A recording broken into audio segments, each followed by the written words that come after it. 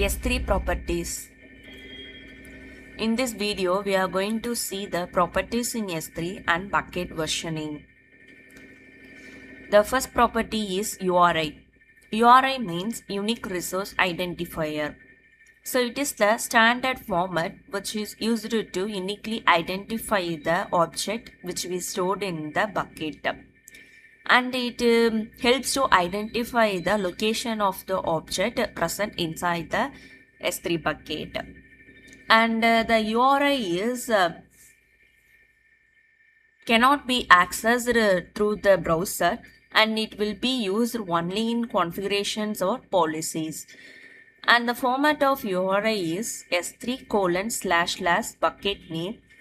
And if the object is stored in any folder, it means it will indicate the folder name first, and the object name will be declared next, or otherwise the object name will be displayed.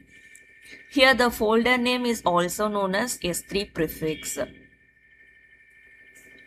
Second one is URL. URL means unique resource locator. So it is a web accessible link, which means it can be accessed via the browser, and it also acts like a HTTPS endpoints. And the every object stored in that S3 bucket will have the unique URL, and the URL is not public by default. So by using the URL, we can able to open, download or view the object files. And the format of URL is https:// name .s3 and the region where we create the bucket, and the domain name. Finally, the file name will be displayed. Third one is pre-signed URL.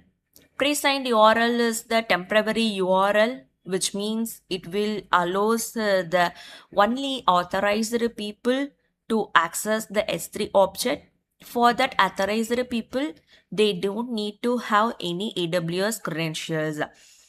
So only the person who created the pre-signed URL needs the AWS permission, and that anyone who received the link, they can use it until the link expired. So if you want to share the files very securely, means then we can use the pre-signed URL to give them temporary access for 10 minutes or 1 hour, etc. And it will also allow the clients to interact with the S3 bucket more safely. And next property is copy, which is used to create a duplicate copy of an object from one location to the another location. And we can also able to create a copy in same bucket or in different bucket also.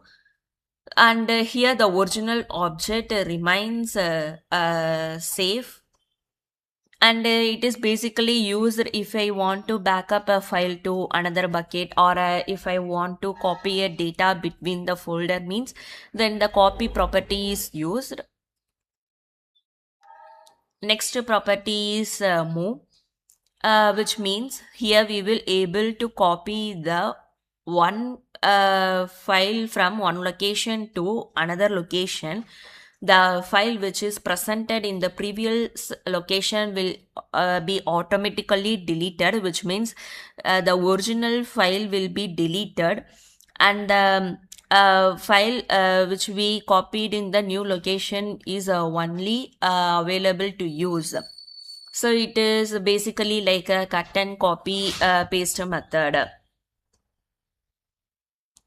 And that next property is initiate restore.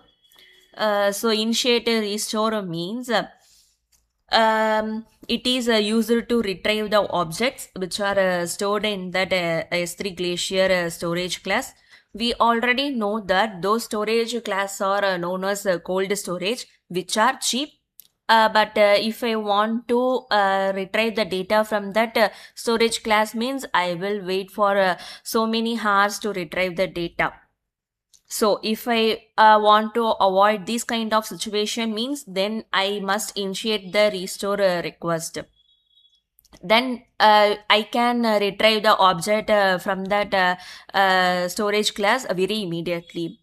So how it work means, if I initiate the restore, it will create a temporary copy of the object from the storage Glacier storage class, and that copy is stored in that S3 standard storage class. We already know that if I want to frequently access the data, or I want to retrieve the data quickly means, then I will store the data in S3 standard storage class. Which means the S3 standard storage class retrieval time is very low compared to the other storage class. So if the data or object is stored in that storage class means, I can use or download the file very quickly. And the original file also remains in the Glacier storage class. And that next property is ARN. ARN is Amazon resource name, which is like a unique address for the AWS resources, and it is used to give permission in IAM policies like allow or deny access, and it is used by the bucket policies also, and it can represent the bucket or the object, and the every object and the bucket has the unique ARN, and basically it will help us to know exactly which resources we are using it. For that purpose the ARN are used. And that next one is bucket versioning. Bucket versioning means if we use this, we will able to keep the multiple copies of the same object in the bucket, so that we can protect the data from any accidental termination also.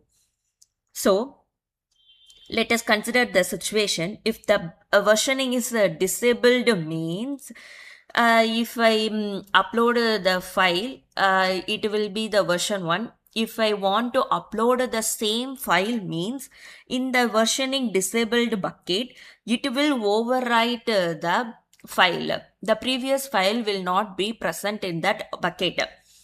But if the versioning is enabled means, if I upload the file with the same name means, it will overwrite.